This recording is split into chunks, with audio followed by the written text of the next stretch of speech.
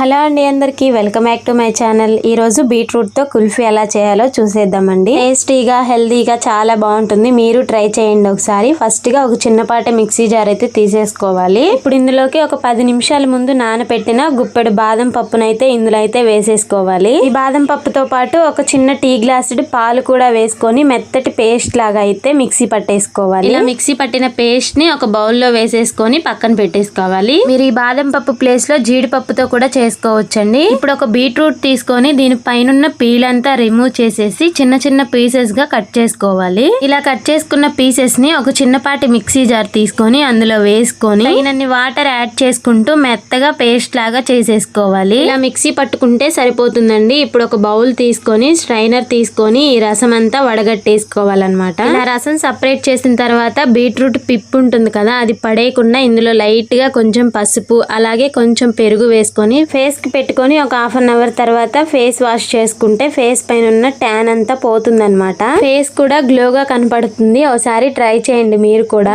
ఏమి కెమికల్స్ ఉండవు కాబట్టి ట్రై చేయొచ్చు, ఇబ్బంది ఏం లేదు. ఇప్పుడు ఒక ప్యాన్ పెట్టుకొని ఆ ప్యాన్ లోకి 1/2 లీటర్ వరకు పాలను అయితే యాడ్ చేసుకోవాలి. మంటని మాత్రం మీడియం ఫ్లేమ్ లో లేదా లో ఫ్లేమ్ లోనే పెట్టుకోవాలి. హై ఫ్లేమ్ లో అస్సలు పెట్టకూడదు. అడుగంటిందంటే టేస్ట్ అంతా మారిపోతుంది అనమాట. పాలు వేసిన తర్వాత ఇలా కన్సిస్టెన్సీ అనేది కొంచెం దగ్గరకు వచ్చేదాకా పాలను అయితే మరిగించుకోవాలి. పాల కన్సిస్టెన్సీ అనేది ఇలా కొంచెం దగ్గర పడిన తర్వాత ఇప్పుడు మన స్వీట్ కి తగ్గట్టు షుగర్ అయితే యాడ్ చేసుకోవాలి. షుగర్ వేసిన తర్వాత ఒక 3 నుంచి 4 నిమిషాలు అలాగే పాలను అయితే తిప్పుతూ మరిగించుకోవాలన్నమాట. 4 నిమిషాల తర్వాత మనం పేస్ట్ చేసి పక్కన పెట్టుకున్న బాదం పేస్ట్ అయితే ఇందులో వేసేసుకోవాలి. దానితో పాటు రసం తీసి పక్కన పెట్టుకున్న బీట్రూట్ రసం కూడా వేసేసుకోవాలి. ఇవి రెండు వేసిన తర్వాత ఒక 2 నుంచి 3 నిమిషాలు బాగా కలిసేలాగా అయితే కలుపుకోవాలి. కన్సిస్టెన్సీ అనేది గడ్డలు కట్టకుండా తిప్పుతూనే ఉండాలి. తిప్పటం మాత్రం ఆపకూడదు. బాగా కలిసేలాగా కలిపిన తర్వాత ఇప్పుడు ఇందులోకి కొంచెం అంటే కొంచెం యాలకుల పౌడర్ అయితే వేసుకోవాలి. యాలకుల పౌడర్ అనేది ఆప్షనల్ మాత్రమేనండి. మీకు ఇష్టమైతే వేసుకోవచ్చు, లేదంటే లేదు. యాలకుల పౌడర్ వేసిన తర్వాత మంటని లో ఫ్లేమ్ లో పెట్టుకొని కన్సిస్టెన్సీ అనేది ఇలా దగ్గర పడేదాకా అయితే ఉడికించుకోవాలి. కన్సిస్టెన్సీ ఇలా ఉన్నప్పుడు గ్యాస్ ఆపేసి దీన్ని పూర్తిగా చల్లారనివ్వాలి. వేడి అస్సలు ఉండకూడదు అనమాట. పూర్తిగా చల్లారిపోయిన తర్వాత ఓసారి బాగా కలిపేసుకోవాలి.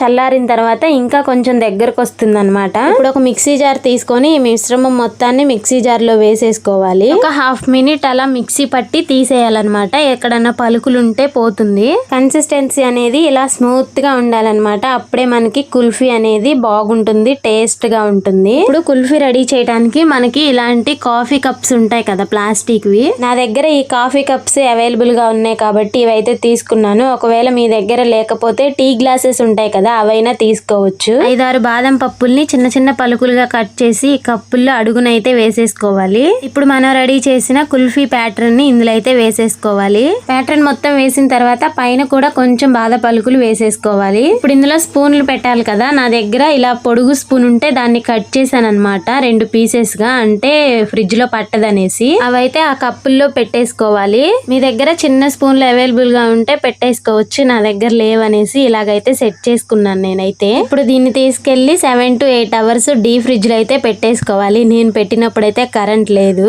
సో నాకైతే కొంచెం టైం పట్టింది అనమాట. నాకు ఒక 10 అవర్స్ అలా పట్టింది అనమాట. ఆఫ్టర్ 10 అవర్స్ తర్వాత చూడండి కుల్ఫీ చక్కగా రెడీ అయిపోయింది. టేస్టీగా హెల్తీగా ఇంట్లోనే ఈజీగా ఎలా రెడీ చేయాలో చూసేశారు కదా. ఇక లేట్ ఎందుకు, మీరు కూడా ట్రై చేయండి. నచ్చితే లైక్ చేసి మన ఛానల్ అయితే సబ్స్క్రైబ్ చేసుకోవటం అస్సలు మర్చిపోకండి. అలాగే పక్కనే ఉన్న బెల్ ఐకాన్ పై కూడా ట్యాప్ చేయండి. అప్పుడే నేను వీడియో పెట్టిన వెంటనే నోటిఫికేషన్ అయితే మీకైతే వస్తుందన్నమాట. Thank you for watching.